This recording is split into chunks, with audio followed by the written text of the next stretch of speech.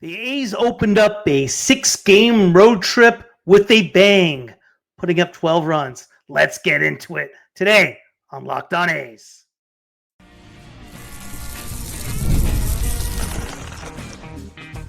You are Locked On A's, your daily podcast on the Athletics, part of the Locked On Podcast Network. Your team every day. Welcome to Locked On A's, part of the Locked On Podcast Network, your team every day. I am your host, Mooney, one name, all passion. Thank you for making Locked On A's your first listen of the day. I'm from the Bay Area, and I've been a diehard A's fan since 1981. This isn't just another A's podcast. This is the most informative and insightful show on the A's, period. We cover the A's every single day, breaking down games, delivering the latest team news, and giving you deep, thoughtful analysis you will not find anywhere else. If it's happening in Sacramento or in Vegas, we got you covered. We are free and available wherever you get your podcast, including YouTube. And please hit that subscribe button wherever you are following the show. Today's episode is brought to you by Game Time. Download the Game Time app, create an account, and use code LOCKEDONMLB for $20 off your first purchase. The A's opened up a 6-game road trip tonight in Chicago as they faced off against the White Sox. And it was golden to start with. No question they needed these type of wins. The A's come into the series with a 6-10 record. How do we feel about their record? How do we feel where the A's stand? What improvements need to be made? We're going to get into that all in just a second with your favorite KP. KP, how are you, sir? I'm doing great. Armchair GM reporting for duty. What's going on? I love that. Big win. Big win tonight. They're all nice wins when you get one on the road or at home or neutral or whatever you want to call it. Especially when you hang a crooked number. Yeah. It was nice to see the offense. It was nice to see the offense get going. We saw right off the bat, it was Law Dog had 3 hits on Sunday. It was in a losing effort, and it was nice to see him on an 0-2 count to start the game. Boom, base hit up the middle, and we saw Rooker do the same thing. And Soderstrom, 3-run bomb, just a shot, right? Feeling good. And then the A's bugaboo, right? 18 runs so far they've given up in the first inning this year in 17 games. 18 runs, KP. And Jeffrey Springs did it again, giving a 3-run bomb to Andrew Vaughn. What was your? I thought it was going to be an easy one. What was your thoughts at that point? Early on in the game, I wasn't typically worried because we've been doing this all year. I felt it was frigid weather, right? 50 degrees, 40% humidity. Like, let him warm it up a little bit, and he'll settle in. He's done it in every start, and our staff as a whole is doing that. I think when the weather heats up, will be even more dangerous. I think some of these balls that were contacted will fly even further. And I also think that the pitching will come out ready instead of warming up, sitting down, getting cold, and then having to do it all over again. Yeah, I agree with you. Once it gets a little bit warmer, things are going to come around. Second inning, we start things going again. Jacob Wilson gets it going with a base hit. And Urshela, it was nice to see his bat get going. Big double. Drives in Wilson, and then a common theme with the A's. It was early, but first and third, less than 2 outs. We weren't able to get the run home. But 4-3 at the end of 2, and then Langoliers with the solo bomb in the third. What's your thoughts to give the A's a 5-3 lead? What's your thoughts on Urshela? I think Urshela looks pretty good. I know that people were down on him. A couple games ago, he was 3 for 4, which was great contact. A hard single to left, a hard double to left, some singles up the middle. Today, he had a long fly that I think would have been out if the temperature was a little bit warmer. Mm-hmm. And he had also the RBI single. That's the kind of production you should expect at the bottom of the lineup. Just very stable and steady. It's nothing going to be too fancy or anything, but we may see some more added pop from him. He made a great defensive play, too, earlier. Spring settled down after that home run. It was real similar to the start he had against the Padres in Sacramento. Had the rough first, settled down after that, and really seemed to get into a groove.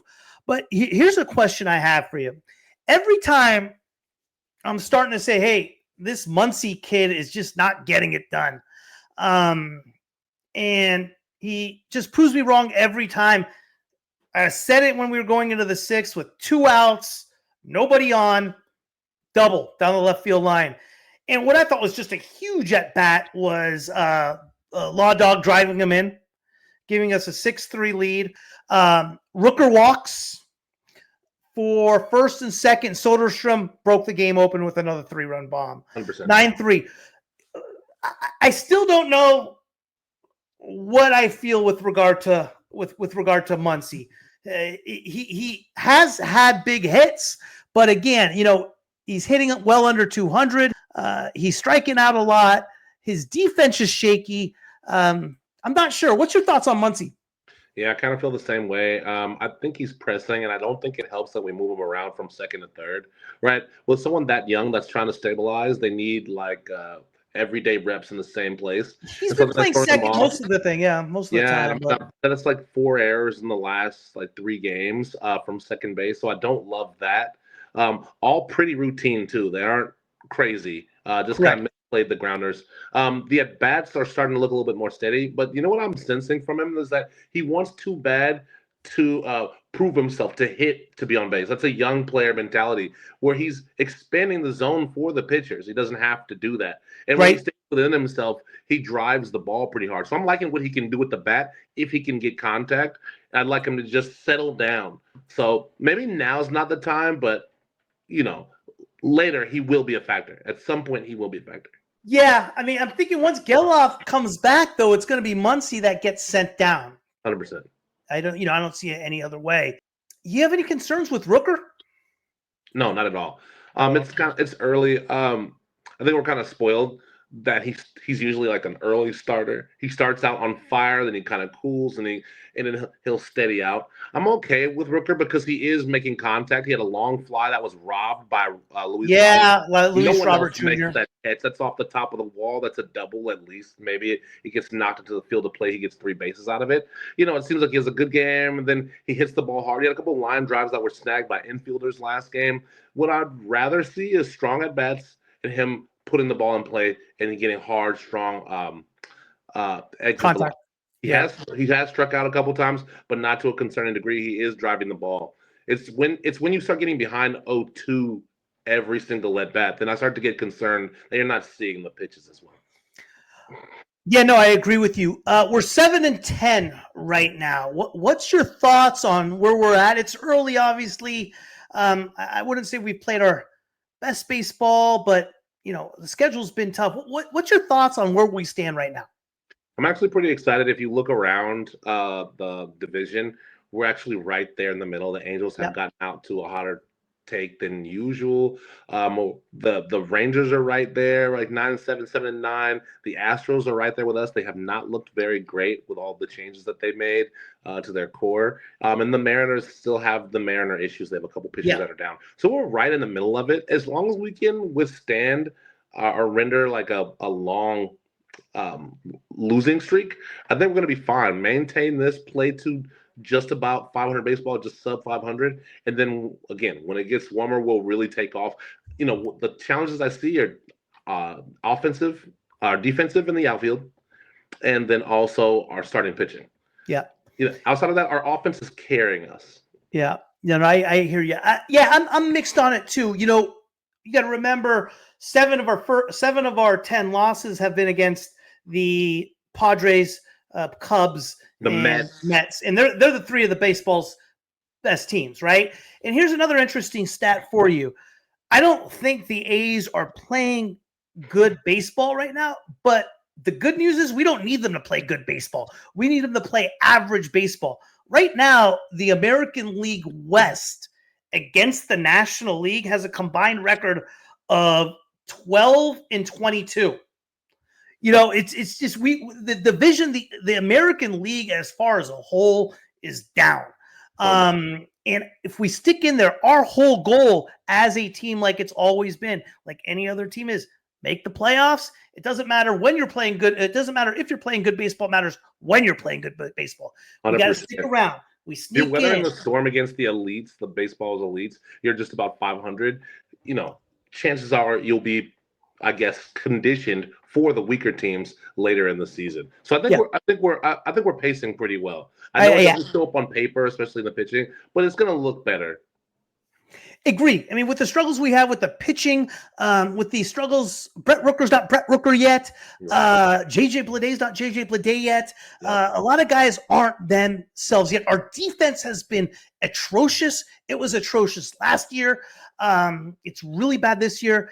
And with all that being said, we're right there. You know what I mean? We're right in the pack. So in that sense, I'm excited about it. I don't think we're a good enough team to be going into a series against the White Sox and say, hey, we got to sweep them. You know what I mean? It's one day at a time. We got tonight.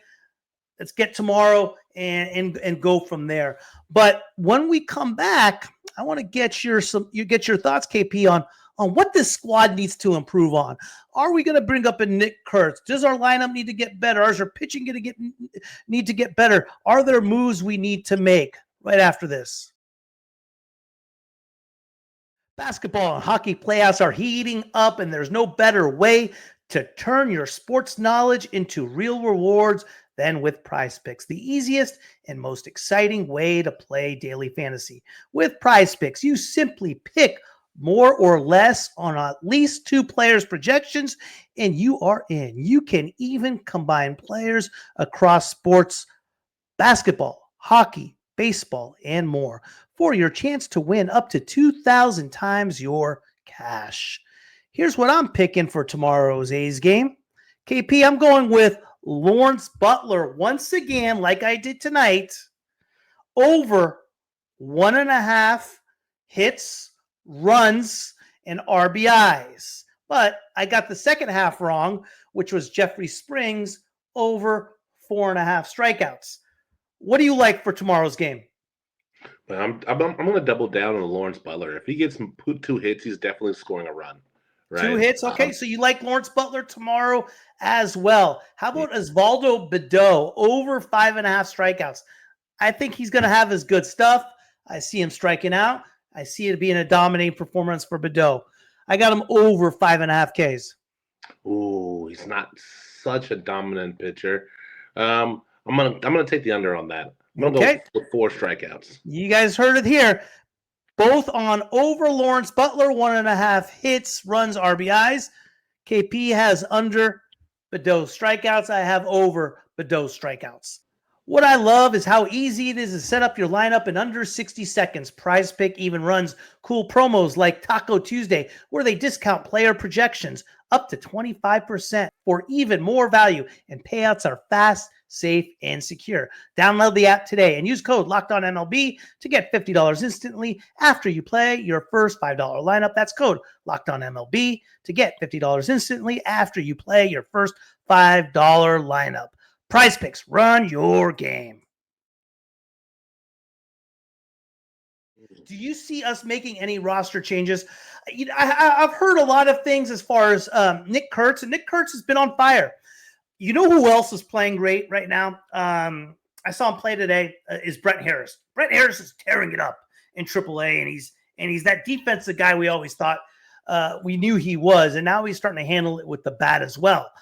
Nick Kurtz, people want him up fast, and they want to throw Gio Urshela to the Wolves, and people have suggested put Tyler Soderstrom at third base, which I think is the most ridiculous idea you can come up with. If we get somebody, Kurtz is coming up. When's the question? What changes do you think we need to make in order to make room for Kurtz, and how do you think that works? This is the thing. When you have young players, you want them to play every day, right? They need the ABs. They need it. So, it can get really complicated because they both are true first basemen. Or I guess Soderstrom was a catcher, but you're not taking Langoliers out of the lineup. No. I think the most practical thing is maybe put Rooker in the outfield every day in left field with Brownie and Andrew Harden not really hitting yet, and then have them platoon at first base. By them, I mean both. But here's the thing: since Kurtz is on the 60-man roster, we're going to have to release somebody. who do we release? Pareda or Brownie? Those are basically the two. We release Pareda. Soderstrom's the backup catcher. We release Brownie. Then you got Soderstrom playing some left field. Or do we just keep it as is for now? That's insane. I think that it's hard to ignore Kurtz's bat, right? I mean, he's striking out a lot. It's the only thing, which is a little strange for Kurtz. Offense isn't our problem, so it's a strange move to make this early when you don't have to release anybody. Okay. So if we can hang on, we could probably package a trade in some capacity. But I think we got to get some of the guys in the lineup, some of our tangential players. Brownie, Andujar's in a contract year. We want to really showcase some of these guys so they look valuable, so we can then package a deal. So, for what it's worth, while we'd love to have Kurtz up, offense is not our problem, and he is still striking out a lot. Yeah, that just puts him in a strange position to come up and not succeed in the way that we want him to. Let him shore that up. I know that that's just a blip because he's a high contact player. Let him get some more time. We'll talk about that again, maybe come June. Yeah, no, I agree with you 100%. Starting pitching, yeah. I mean, JT Ginn, that's your guy. He sure looked good on Sunday. You've been calling him, man. He had a rough spring, but his stuff looked good. And he just pitched into a lot of bad luck, lost a little confidence, got hit hard. He looked great. I really feel comfortable with him in the 5 spot in the rotation. I think Severino, Grimes, I like Springs. We just got to stay out of this first inning troubled. I mean, tomorrow's going to be a big start for Badeau, going against the White Sox and seeing what they bring. Bullpen, I like our bullpen. I don't like our bullpen. I like guys like Justin Sterner hasn't allowed a run through in spring training and now. I mean, he's been ridiculous. Tyler Ferguson's been nice. Murdoch's been up and down. He's come in some big moments and sure been clutch. Then he's got knocked around a little. Leclerc's been awful. I mean, Jesus Christ. I mean, talk about a forced signing.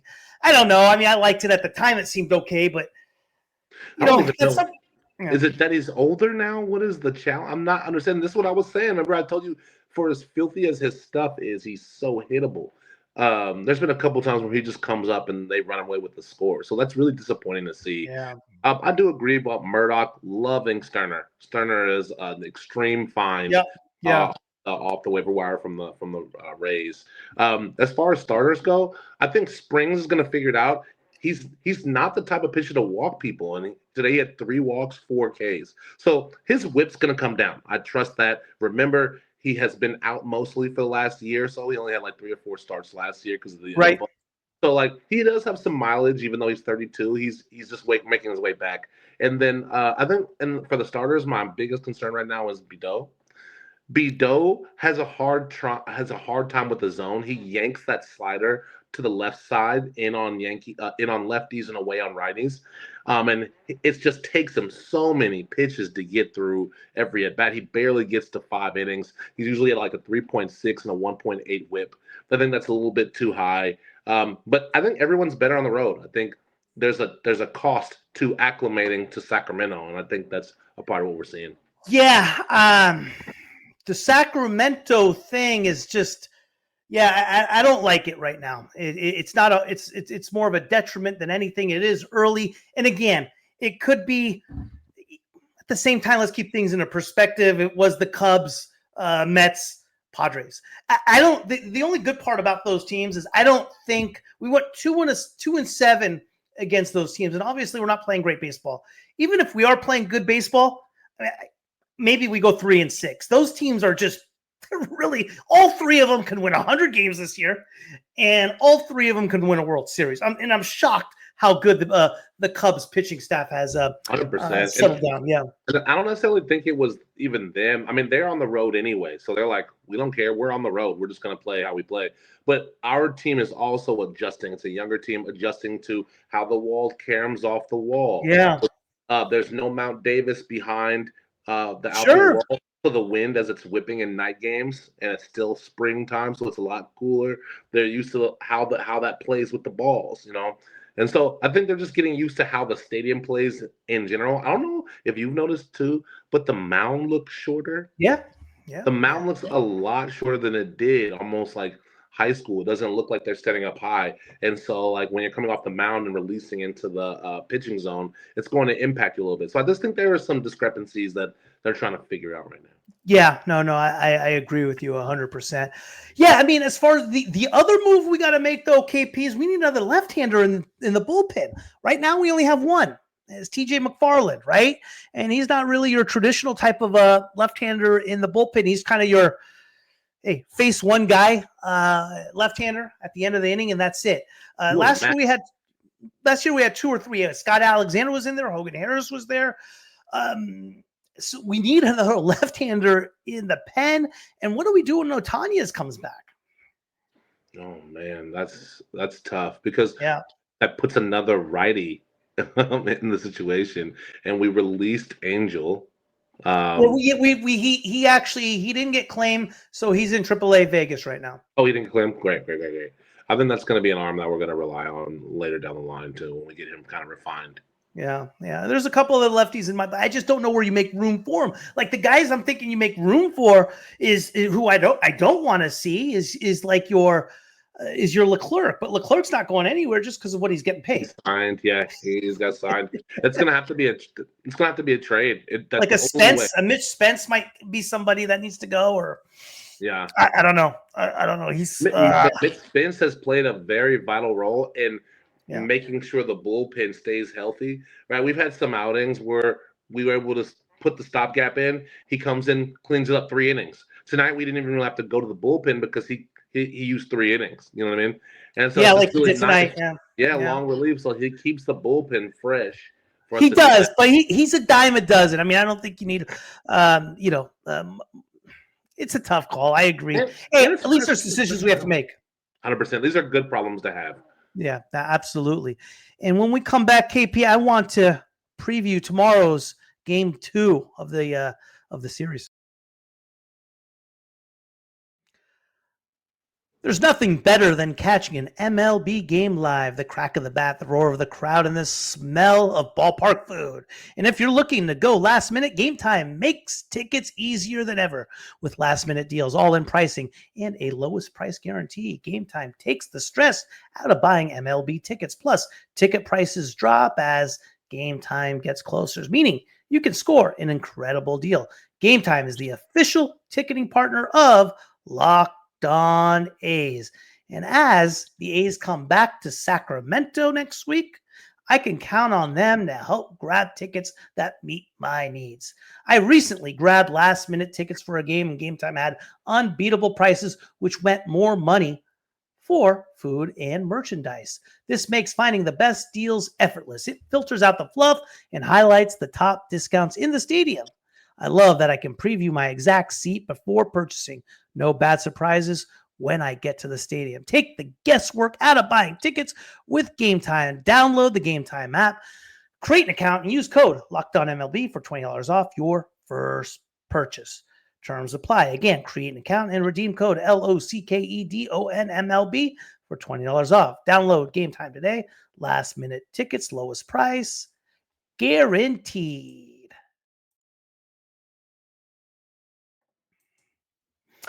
KP, game 2 tomorrow, 4:40 Pacific Standard Time, 7:40 Eastern Standard Time. Osvaldo Bido versus Jonathan Cannon of the White Sox. Cannon is a third-round pick in 2022 for the White Sox out of the University of Georgia. Junk pitcher, has had 2 starts so far this year. 3 games he started. He's 0-2.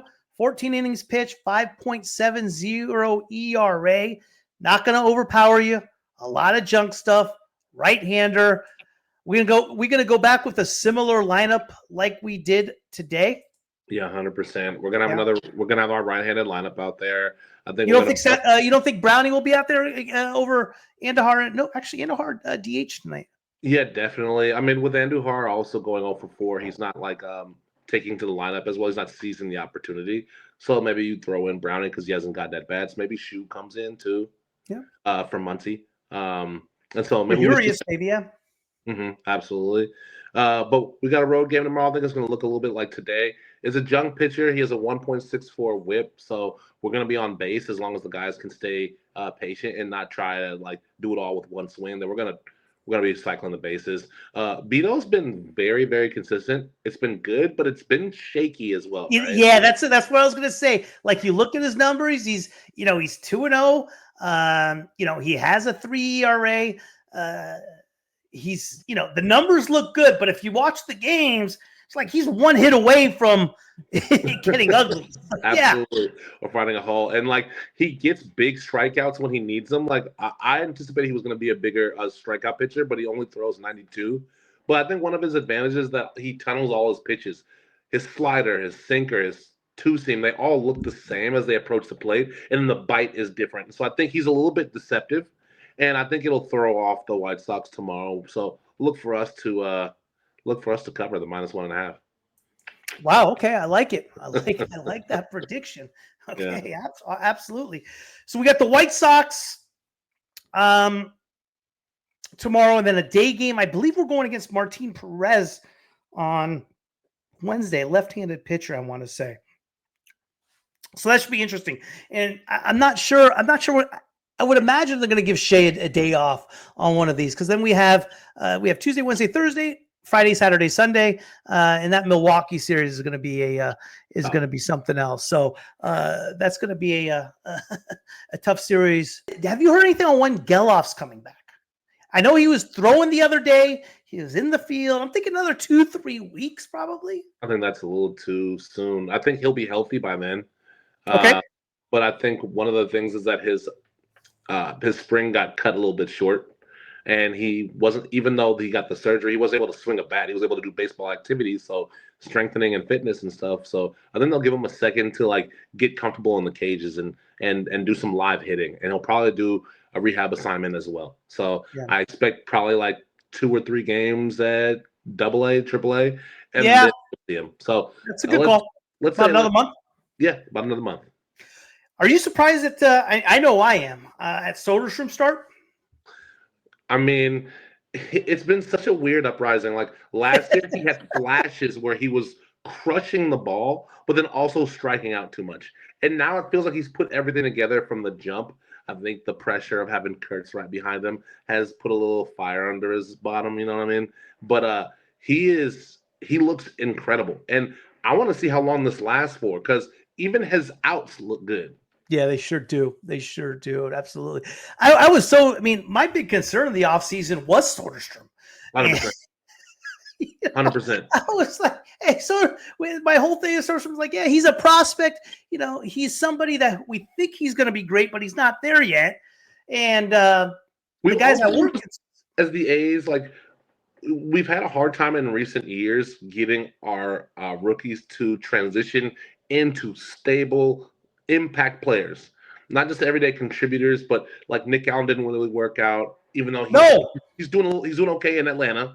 But Pache, like, he wasn't our draft pick. You know what I mean? We've had a lot of players that came in and they were like fine, but they couldn't elevate.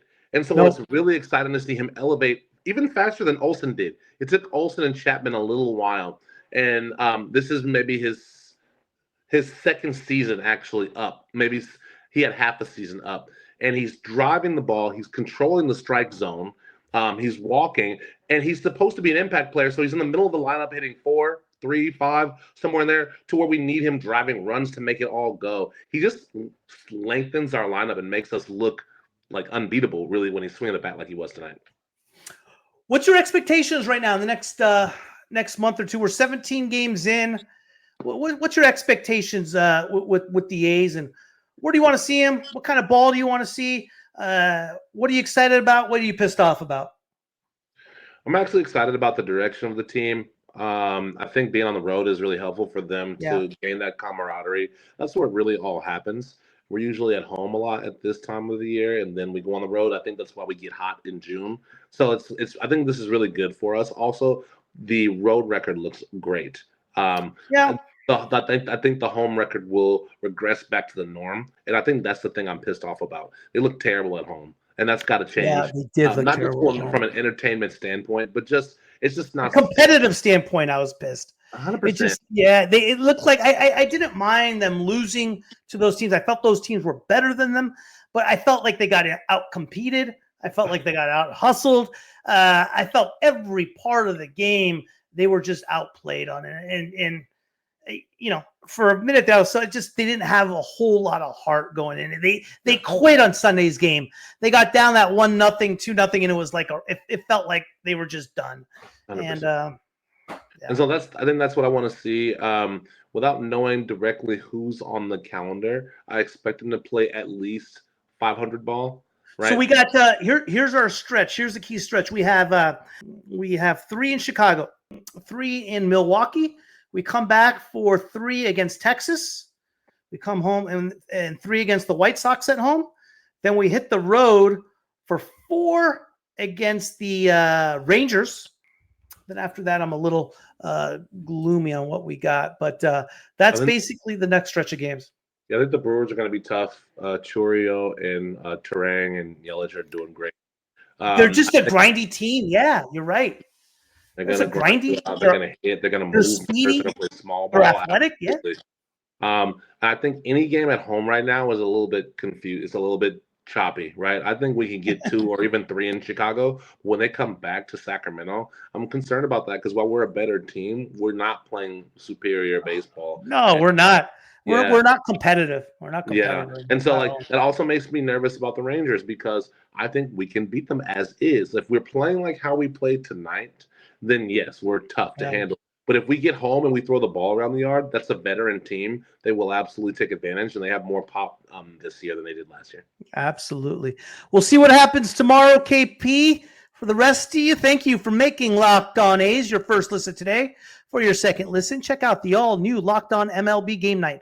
Every game, every night, all season long. Get local analysis on a national scale. Find MLB Game Night on Locked On MLB on YouTube or wherever you listen to your podcasts.